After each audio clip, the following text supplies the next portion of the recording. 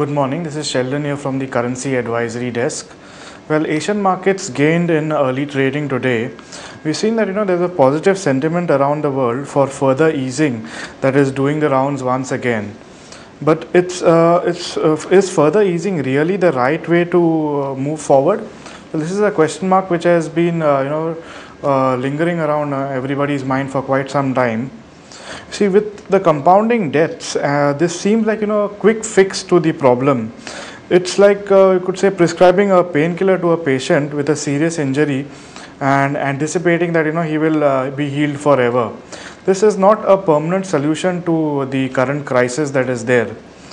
We look at the US dollar index. It's trading at around 82.32, which is marginally up by around 0.07%. One very important event is there today. We are expecting, Mr. Ben Bernanke, the chairman of the Federal Reserve, to testify on the state of the US economy today.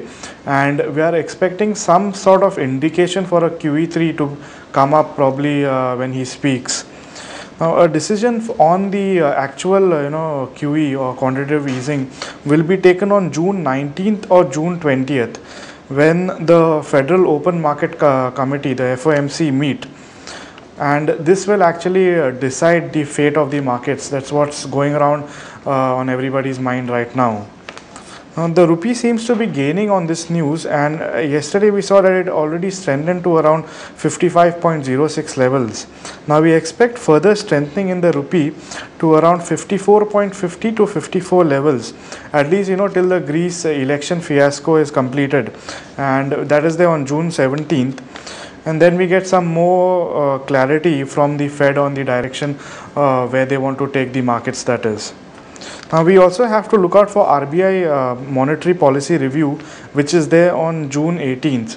So basically the period from June 17th to June 20th is going to be very, very volatile for the markets. Now we are expecting a rate cut by RBI. So what we could presume right now is a buy in dollar rupee at around 54 levels is advisable. Looking at the euro, well, the euro gained heavily against the US dollar. It's seen trading at around 1.2562, which is up from its lows of around 1.23060. Now, the ECB meeting yesterday did not have any impact on the interest rates, and the rates were unchanged. They were kept at around 1%. However, comments from the president of the ECB, Mr. Mario Draghi, lifted the market sentiment. He was indirectly hinting that they are ready to provide more stimulus for growth for banks in Spain, also for the eurozone. So this created a positive sentiment, which is why we've seen the markets trading up today. Now, in rupee terms, we see a bearish trend for the euro against the rupee in the near future, because the euro seems to be gaining on these grounds.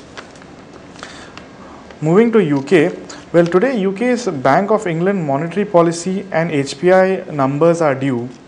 We don't expect interest rates to be unchanged because the current inflation in UK is very high, and any measure to stimulate growth will have a direct consequence on the inflation rate also, and that also will come up.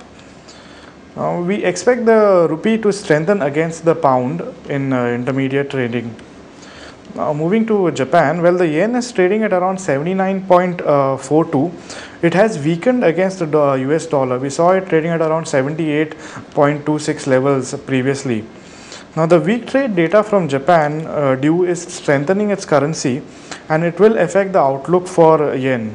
Now, with increasing news about further easing, we expect the world markets to get onto a risk-on condition, and hence the value of the yen will deteriorate further. See, right now what is happening is with some sort of positive news, or rather you should say positive sentiments that are coming out, the investment criteria or the investing criteria is moving towards more of a bullish trend, and we are seeing that people are ready to take on more risks, which is why the risk on factor has been seen in the market. And we expect all the safe haven instruments that are there to lose a little bit of value, because there will be a transfer of wealth from safe haven to a little more risky assets to get a better return. Looking at the technical levels, well, the June contract is trading at around 55.2875. That's the dollar contract. And if I look at the spot, I see that the dollar contract has, the spot dollar has a support of around 54.90 on the downside and a resistance of around 56.52 on the upside. For the euro, well, the technical trend is bullish for the euro, and we see a support of around 68.23 on the downside and a resistance of around 70.11 on the upside for the euro. For the pound, well, the support is around 83.96 on the downside and a resistance of around 86.52 on the upside. And lastly, the yen. Well, our trend for the yen is bearish. We're getting a bearish signal from the charts. And in the support, in the spot market, we see a support of around 67.75 on the downside and upward resistance of around 70.76. Basically, it will be a lot of movement henceforth, because Japan's trade data also will be released, and with the volatility, the yen will be affected a lot. So, which is why we see a huge trading band for the yen at present. Well, that's it for today. Thank you.